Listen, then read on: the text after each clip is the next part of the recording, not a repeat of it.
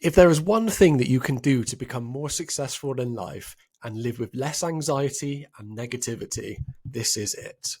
Most people never learn this simple but extremely effective psychological technique and therefore never reach anywhere near their full potential. There is a part of the brain called the reticular activating system, or RAS. This subconscious area of the brain is all about goal achievement and focusing attention.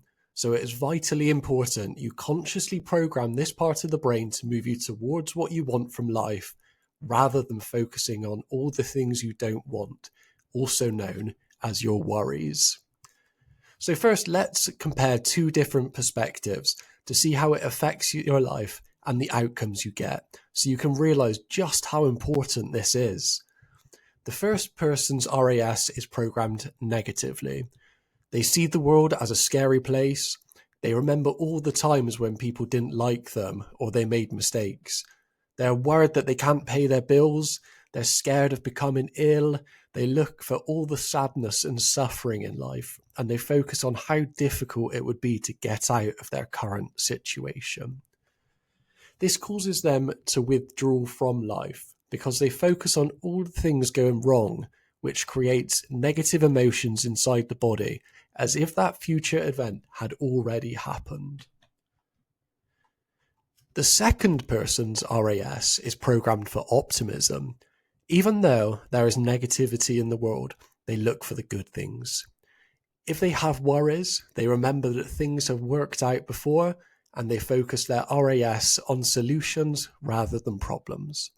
They remember all the times people have been nice, so they're happy to talk to new people and make connections, and often these connections create solutions to any of the problems that they may be having. They remember their successes and they imagine what it would be like when they've achieved the things they desire and how good it will make them feel when they've accomplished it. This creates those emotions in the body, driving towards taking that action. One perspective talks you out of life, and the other talks you into life. The big issue with a lot of people is they just don't know how to make the RAS work for them.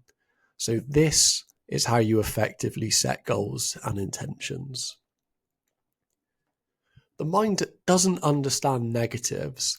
So if you tell yourself that you don't want to be anxious or you don't want to be lonely, that doesn't mean anything to the subconscious mind.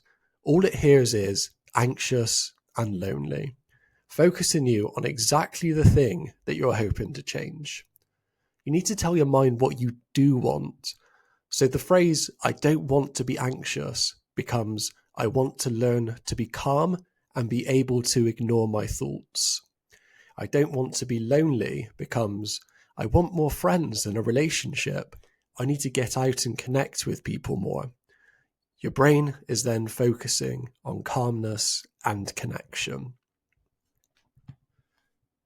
An excellent metaphor is going to the train station.